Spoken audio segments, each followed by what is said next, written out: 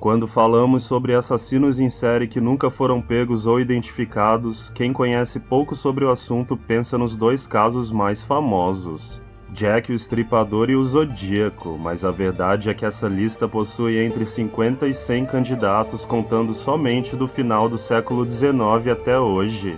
Esse tema com certeza terá múltiplas sequências, então não se esqueça de se inscrever no canal para conhecer cada um desses monstros e a verdade sobre a ilusão de estarmos sempre seguros. Esses doentes tendem a odiar e cometer seus crimes contra pessoas de seu próprio grupo étnico.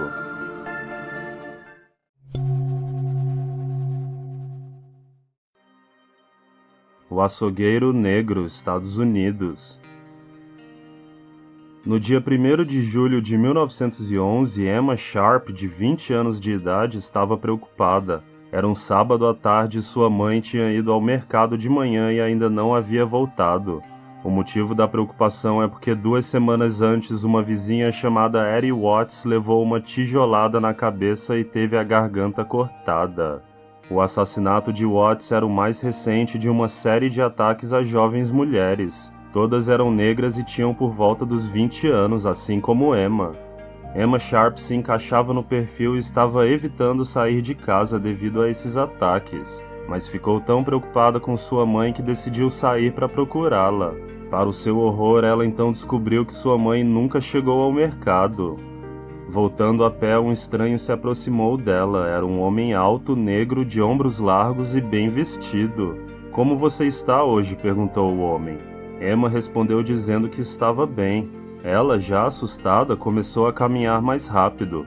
O homem então, ficando para trás, disse: "Não fique com medo, eu nunca machuquei garotas." Após alguns segundos de ter dito isso, Emma foi esfaqueada nas costas.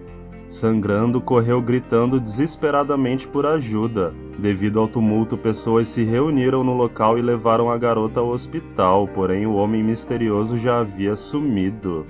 Algumas horas depois, o corpo da mãe de Emma foi encontrado já sem vida, com sua cabeça quase separada do pescoço devido à tamanha brutalidade do esfaqueamento que ela havia sofrido.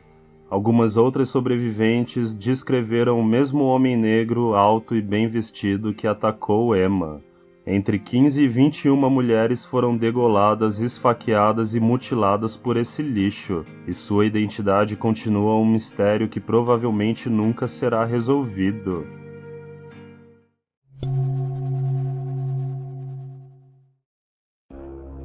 A hiena assassina, Argentina. Esse é um dos casos mais assustadores, misteriosos e polêmicos da história criminal argentina. No início da década de 70, um assassino em série matou 5 mulheres loiras em Buenos Aires. As mulheres eram atacadas por trás quando estavam andando sozinhas nas ruas. Após o ataque, as mulheres desmaiadas ou meio acordadas após levarem pancadas na cabeça eram levadas a locais isolados e abandonados. Então esse hermano doente as estuprava, estrangulava e arrancava pedaços de seu corpos a mordidas. Daí o seu apelido dado pela polícia, Canibal de San Isidro. San Isidro é o nome do bairro onde os crimes ocorreram. Para a imprensa ele era a hiena assassina, um animal degenerado, louco e perverso. Uma das poucas sobreviventes dos ataques foi Diana Goldstein, de 23 anos de idade. Diana era descrita como uma mulher linda, loira e de olhos azuis. Ela teve um encontro com o serial killer em 23 de novembro de 1972. Dela, o maníaco arrancou a língua e o lábio inferior, assim como parte da bochecha, do pescoço e a ponta do nariz. Após esse encontro, os crimes cessaram. Acredita-se que o assassino passou a se preocupar menos em cometer os crimes e mais em não ser identificado, já que Diana o descreveu como um homem loiro de olhos azuis e cabelos encaracolados. Apesar de seu retrato falado ter aparecido nos jornais, ninguém foi capaz de providenciar à polícia informações úteis sobre o sujeito. E se ele não estiver morto, ainda está solto por aí na nossa vizinhança até os dias de hoje.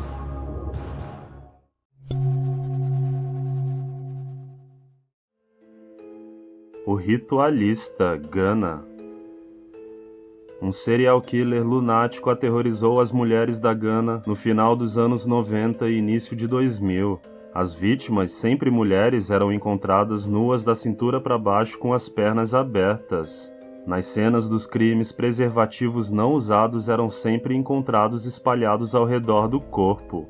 Algumas vítimas tinham as vaginas mutiladas, assim como pequenos furos de onde o assassino retirava sangue, provavelmente para beber. Além dos furos, seringas vazias eram encontradas nas cenas dos crimes. A falta de interesse da polícia em solucionar os casos facilitou as ações do assassino, que passou 2 anos assassinando mulheres em diversas regiões do país. Quando relatos do caso começaram a pipocar na mídia internacional, as autoridades ganesas passaram a dar mais atenção ao caso, mas aí já era tarde demais. O ritualista desapareceu, deixando para trás 34 mulheres mortas. Após alguns anos, um homem chegou a ser preso e condenado por 9 desses assassinatos, mas foi solto pois alegou ter sofrido tortura para confessar os crimes e possuía fortes evidências para provar tal alegação.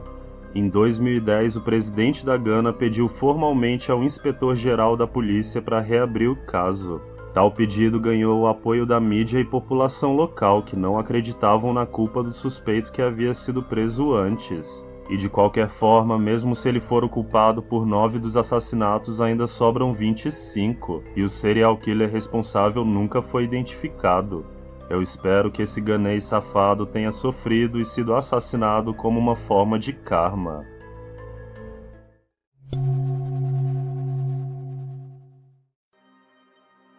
O Empurrador, Inglaterra.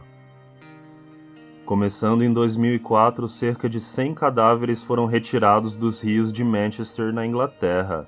A causa da morte foi descoberta em alguns dos casos, mas 28 continuam sem explicação.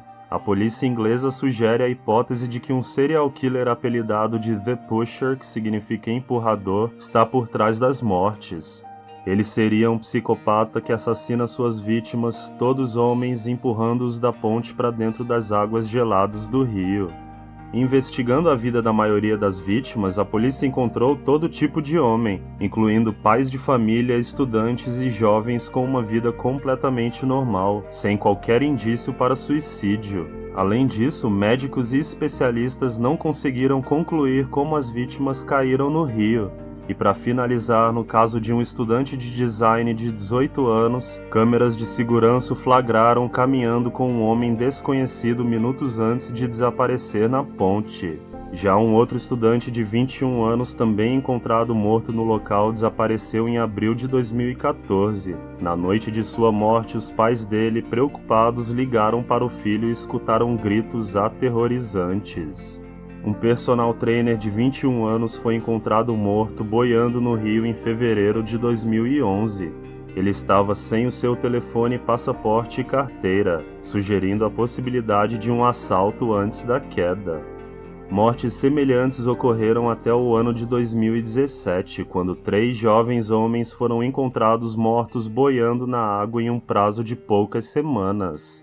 E se isso tudo não for evidência suficiente para você achar que os homens não cometeram suicídio e foram de fato assassinados, canais e rios pequenos não são lugares populares para suicídio, principalmente homens. Ao contrário, canais são lugares populares para descartar um corpo, pois a água é um ótimo lugar para apagar evidências de DNA. Infelizmente, só nos resta torcer para que esse mistério seja solucionado, já que se trata de um caso atual.